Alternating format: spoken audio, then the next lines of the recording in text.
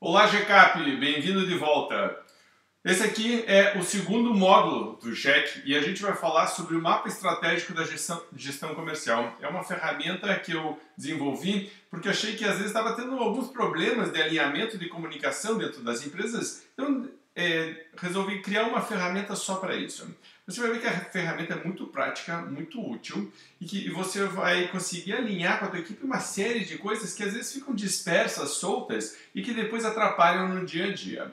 Mas antes de a gente falar sobre a ferramenta, que é o mapa estratégico, eu queria falar com você por que a gente começou falando, antes de mais nada, sobre cultura. Quando eu fazia o GEC antigamente, o primeiro módulo era já o mapa estratégico. E agora a gente está fazendo que seja o segundo módulo. Veja que eu estou falando de cultura e de estratégia, estou fazendo uma transição de um para outro. O primeiro módulo que para mim é mais importante é o de liderança. Eu não consigo fazer uma estratégia e não consigo colocá-la em prática se a cultura não está de acordo com isso. Por exemplo, a gente fez aquele teste da lealdade que é o Reichel que criou, que são 14 perguntas que você mandava um link para a pessoa responder. As melhorias que mais apareceram, ok? Aqui tem mais de 600 questionários avaliados, então estou fazendo uma grande média do Brasil inteiro, vários setores diferentes, vários alunos do GEC, e aqui então eu coloquei quais são os 7 pontos de melhoria que mais apareceram, com maior frequência.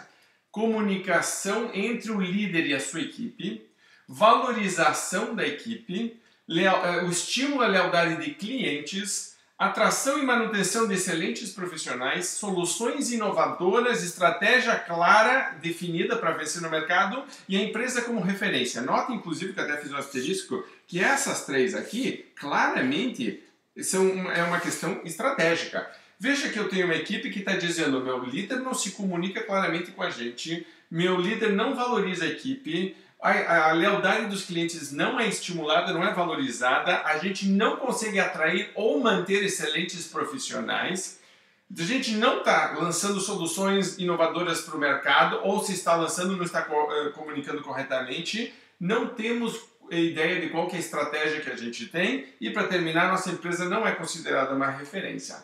Veja como cada um desses pontos afeta o resultado e a postura, o engajamento de uma equipe comercial.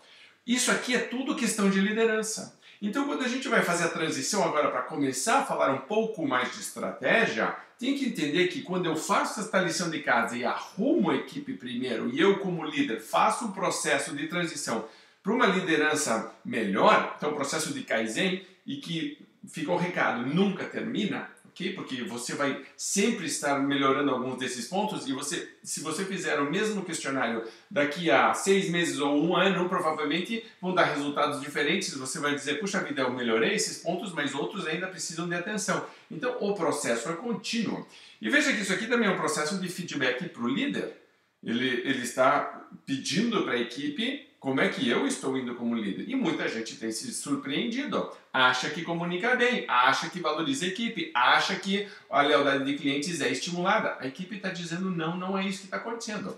Note, por favor, que isso aqui é uma média. Você tem os seus resultados, você recebeu a sua planilha, você fez o seu plano de ação e vai trabalhar para melhorar os seus pontos. O que eu quero que você entenda? Que quando a gente vai falar de estratégia, cultura é mais importante. Isso tem que ficar claríssimo. Não existe estratégia que suporte uma cultura desalinhada. Não tem. Se eu tenho uma empresa com a cultura certa, eu arrumo a estratégia sem problema nenhum. Se eu tenho um problema com a cultura errada, a estratégia imediatamente ela começa a degringolar. Ela não vai nunca trabalhar direito, por melhor estratégia que seja. Então eu acho muito interessante essa ênfase em dizer: Raul, o que a gente precisa fazer? Antes de mais nada, arrume a casa. Arrume dentro e depois vamos falar de estratégia. E tem outra coisa que eu acho que é importante. Veja, se eu tenho uma estratégia fraca, então vamos dizer que isso aqui é fraco, isso aqui é forte. E uma cultura que é fraca em termos de engajamento de equipe e uma cultura que é forte em termos de engajamento de equipe e entrega de resultados. Então, vamos alinhar a cultura como engajamento de equipe, entrega de resultados, e a estratégia como que nós vamos fazer para chegar lá. Eu posso ter 4 cenários diferentes. A maior parte das empresas que está realmente com problema está numa área de cultura fraca.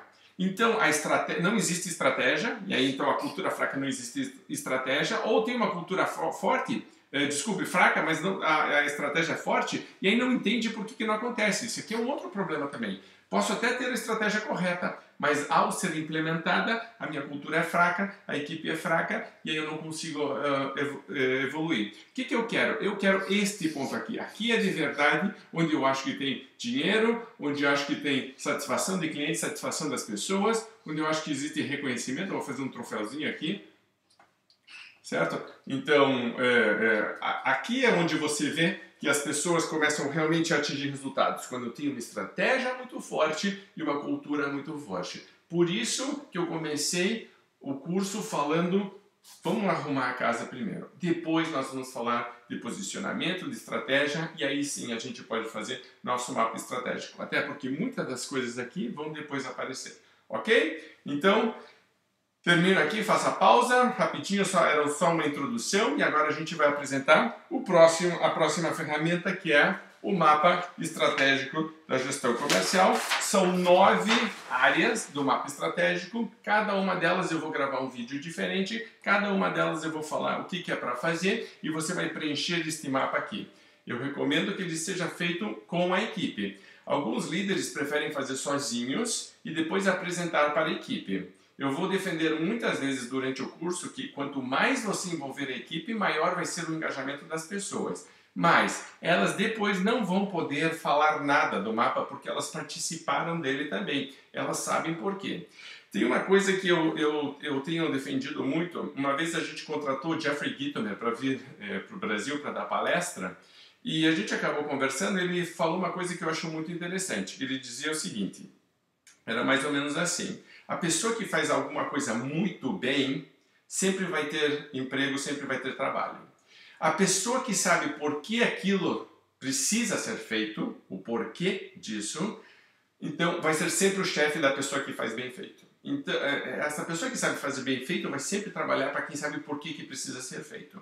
Quando a gente faz um mapa estratégico, a gente está colocando aqui em cada um dos quadrantes o que precisa ser feito, mas o trabalho de construção faz com que você entenda o porquê. Se você faz sozinho, o porquê fica só com você. Se você faz junto com a equipe, o porquê fica coletivo, todo mundo participa disso. Eu, particularmente, acho que com um trabalho correto de facilitação do líder, a média melhora, porque a equipe começa a comentar coisas e neste processo aqui o líder aprende muito. Ele vê coisas sendo faladas, ele vê coisas sendo discutidas, coisas que ele não sabia, coisas que ele já tinha repetido, achava que estava claro, mas não estava. Tudo fica claro quando você faz com a tua equipe, tá bom? Mas a partir de agora, então, vamos ter 9 microaulas, cada um sobre um desses quadrantes. Cada uma dessas aqui é uma mini tarefa para você fazer. Algumas das tarefas não são tão mini assim, porque, por exemplo, aqui embaixo a gente vai fazer uma matriz SWOT e você vai precisar pelo menos uma manhã para fazer isso, pelo menos 2 ou 3 horas para fazer com a equipe, mas você está fazendo um planejamento para o ano inteiro e cria um modelo de trabalho que serve para o resto da vida. Então você começa a dizer, entendi o processo e eu posso repeti-lo. Por exemplo, você pode fazer a cada 6 meses se quiser em revisão, você pode fazer o ano que vem, mas você cria um modelo de planejamento que serve para sempre. Os ex-alunos do GEC com os quais eu ainda tenho contato sempre me contam que agora isso aqui virou um padrão lá dentro. Todos os anos, eles geralmente começam um pouquinho antes do ano começar, então em novembro, dezembro, eles já estão fazendo o mapa do ano seguinte, revisando o mapa anterior. Isso aqui vira um documento, uma ferramenta. Tem gente que posta na parede, tem gente que faz banner, tem gente que faz dentro do descanso de tela. Eu vi as mais variadas aplicações dessa ferramenta aqui. O que é para você me entregar depois de trabalho? Eu vou explicar melhor no final, mas basicamente esse mapa preenchido. Tá bom? Voltamos daqui a pouco com a primeira aula aqui falando sobre valores e atitudes.